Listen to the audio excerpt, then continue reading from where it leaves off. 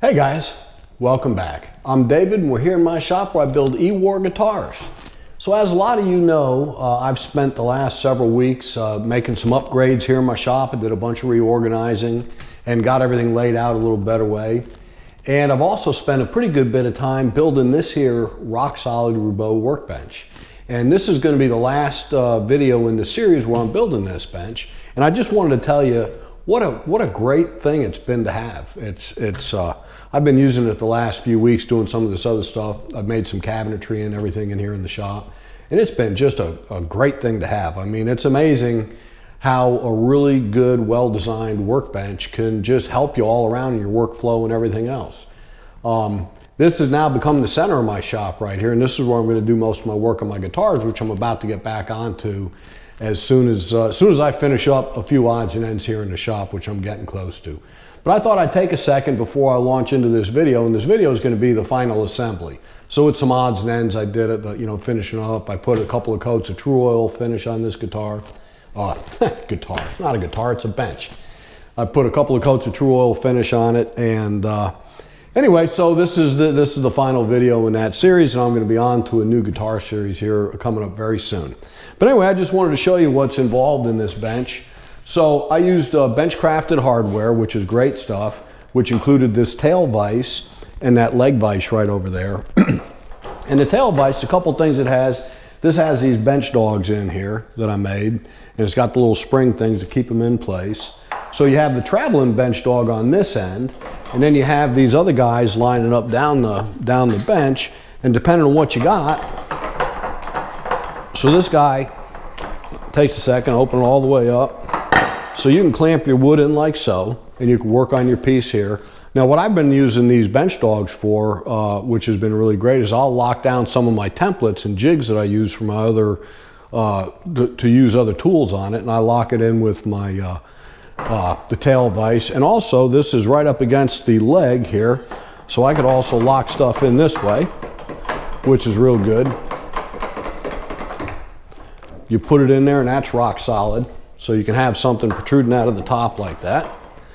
And so here's the little bench dogs I made. I think they're pretty cool too. I made, I think, 6 of them. You only use 2 at a time, but I made a bunch of them. And on this end is the leg vise, which is just a great piece of hardware.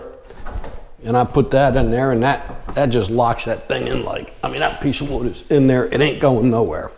It's been really cool too. And you can also stand your material up like so in here, like that. And also it's got this sliding dead man down in this end here that you set the peg at whatever height you are. If you've got a longer board to work on, you can hold it with the leg vise on that end, and it'll set on the dead man on this end. So, and in addition to that, I also put on my, I drilled out this corner and I put my guitar vise in here too. So this is a vise I use all the time building guitars, and it's been really good.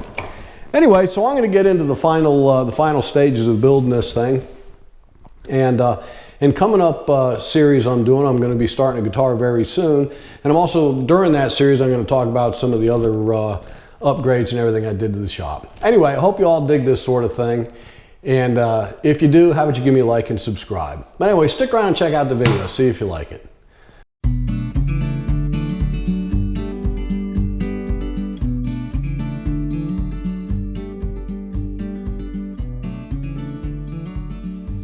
So yeah, here I am at the end of this bench build, just rounding that last corner, wrapping everything up. Before I bolt all the parts together, I went over everything with my DA sander. I think I started with 80 grit and then probably moved on to 120, I believe. And just got out all the fingerprints, pencil marks, made sure all the, where the wood joined together was flushed up really nice. Really came out cool. I really enjoyed the heck out of building this thing. I really did. Using that old wood and mixing it with the new, and using the bench crafted hardware, it was just a lot of fun. It was really cool. I highly recommend it. I'm just knocking down the corners here a little bit. You can see my shop, I had to basically rearrange everything to work on this big stuff. I'm usually making guitars in here, which doesn't take up near as much space. But I had to rearrange it temporarily. Well, no, not temporarily. Now I've rearranged it for good, so. So here's the tail vise hardware getting screwed on. And it took a little bit of tweaking, I had to I had to adjust things a little bit, but in the end, when I got it all in and done, it really worked beautifully. Very nice hardware, this Benchcrafted stuff. Getting the bolts under there tightened up. I really had to do this before I flipped this over and bolted it down to the legs, because it would have been very difficult to get underneath and bolt all this hardware and get it working right from laying on your back up underneath the thing. So I installed it all now. Of course, the back of this thing I did, after I sanded this, I sprayed shellac on the bottom side. I finished the rest of it with True Oil, but the back I did with shellac. And so here now, so these tops, they fit down on mortises on the legs, and then that center stretcher, they provide you with bolts to go up in and bolt down the top. I think they must do that to leave it to where you could basically disassemble this thing into 4 or 5 big pieces and transport it without having to transport it all as one piece, because it probably weighs, I'll bet you this thing weighs 250 pounds. Anyway, so they bolt up from underneath. You get one bolt in each top on each end, and of course it has the mortises too. So here I'm taking my scraper to the top. Once again, taking off all that stuff and taking off the sanding marks too. So I scraped it down really nice, getting it ready for finish.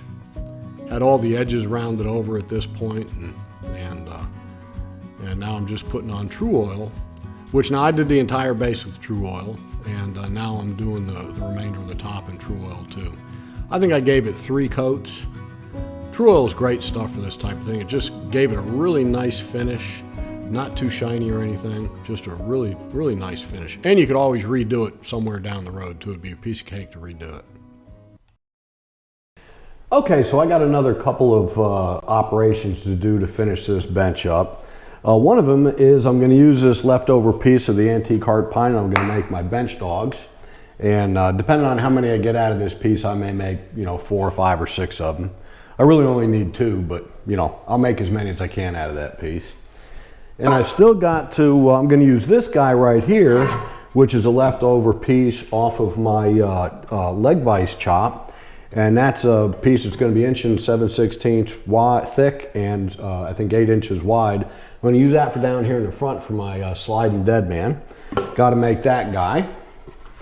And I've got to put, this is grubber. This is like a combination, I get it from Benchcrafted. It's a combination of cork and rubber. And I'm going to cut these onto the faces of my bench dogs, and it's kind of a cushiony material. It's stiff, but it's cushiony. You won't hurt your work. And I'm going to slip a piece down here, put it on either side of my leg vise. So when you squeeze your wood in there, and then it helps hold it tight too. It's got, like I said, it's got rubber in it. So I got to do that, and this here, which I've already started working on. This is my centerpiece. And I've waited to the end for this because this is a piece of the antique heart pine, and when I milled it up in the beginning, it got a real big bow to it. It bowed way up, and so I set it aside thinking, well, if I could use it for this, I will. And so I've got a bow in it, and like I said, it bowed up probably 1/4 inch or so. Well, maybe not 1/4, but a little less than that. But anyway, so I've laid it in here, and I've actually clamped it on the end. I stuck a little clamp down here on the end of the thing to kind of keep it in place. And I've been planing it down, and I'm getting it pretty close to where it's following parallel with the top of the bench. And I'm going to plane it a little bit more. I don't want to get too close, as I don't want to get my plane down into this thing, but I've probably got about another 1/8 to go. So I'll take another couple swipes at it, which will basically flatten it off. Then I'll take it over to my table saw, or my joiner, and run it and really true it up nice, and then fit it down in and cut it to length. Yeah, so I went through and I planed it and I joined it and I got it all nice and I cut it for length and everything. Then I leaned it up against the wall and never used it. I decided I kind of like using this bench with the split top in the middle. God, look how close my fingers are to that joiner. That's just really stupid. I mean, they're just above that thing, but I should have been more careful than this. It's not a good example of how you do this, for sure. That's how you get hurt. You get too comfortable with the machine and then something happens. Anyway, so now I've moved on to this. This is a dead man that slides back and forth in the front, on the front of the bench, and it flushes up with the front of the bench. And the bottom rail of the base has a V that points up at a 45 degree. It comes to a point in the middle. And so this sliding dead man needs a inverted V that comes up that will fit down on top of the bottom rail, and that's what kind of holds the bottom of it in place. So I just figured out where my V went, and I set up on my little table saw here, set it on a 45 degree angle, just ran both sides and got a nice V in the bottom. And and then that'll sit down on top of the bottom rail.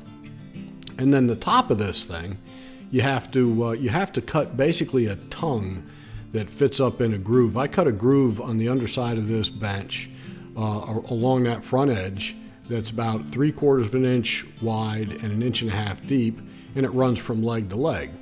So now I'm basically going to make the opposing point of that on the top of this dead man, and I'll have to make it deep enough that I could raise it up past where the bottom V fits on the bottom rail, and then it drops down into place. And I don't know if that made any sense or not, but it works well. It works well. Yeah, I'm just cutting out my little notch here. I cut it just a little bit undersized so it'll slide back and forth nice in that groove up onto the bench. Cut out the remaining, make sure it was all nice and smooth and straight. I haven't used the dead man yet. The intention of it is, you'll see here in a minute, I drill a bunch of 3/4 inch holes in it, a series of them staggered all the way down the front. So if I had a long board I was planing, I could lock it into my leg vise on one end and then set this sliding dead man at the other end. See how it fits up in there? It just kind of lifts up and sits in there.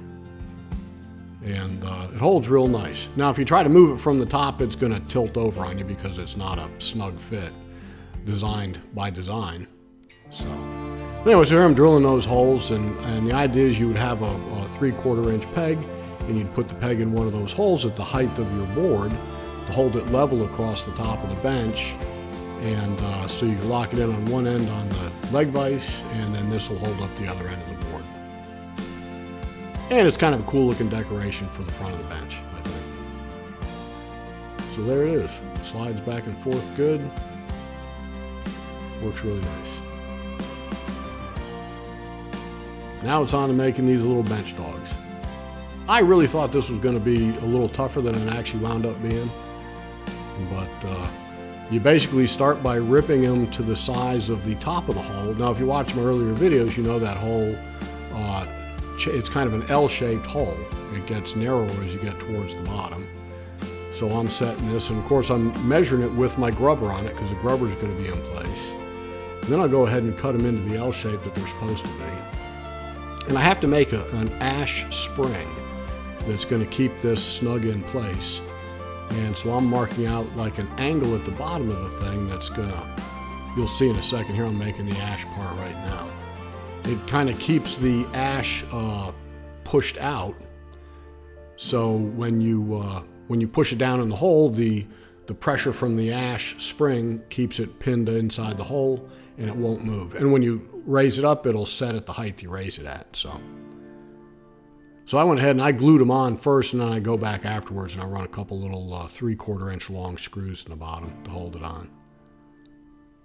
But yeah, this is the last little thing I do. And I still, to this day, and this is a few weeks later now, I still haven't put any finish on those bench dogs, but I will. A little True Oil, whenever I get a chance. So here I'm just putting a couple of screws in it just to reinforce it. See that? Pops in real nice, holds tight. Really works well. I just love this bench. Been a lot of fun to build it. It was actually fun using it to finish the bench. I used the bench I built to hold the parts to finish the bench. It was really cool.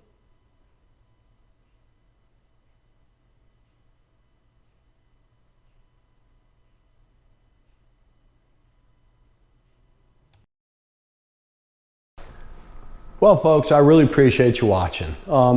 If any of you all have thought about whether or not you need a bench, something better than just a plywood top workbench type of thing, and you've thought about doing it, I would definitely really consider building something like this. I mean, you could build it out of lumber, yellow pine lumber, whatever, from the lumber yard, and get a little less expensive hardware for it and everything, and start out with something like that. But it's really been a great thing, and I promise you, if you give it a try and you make one, you'll really be glad you did.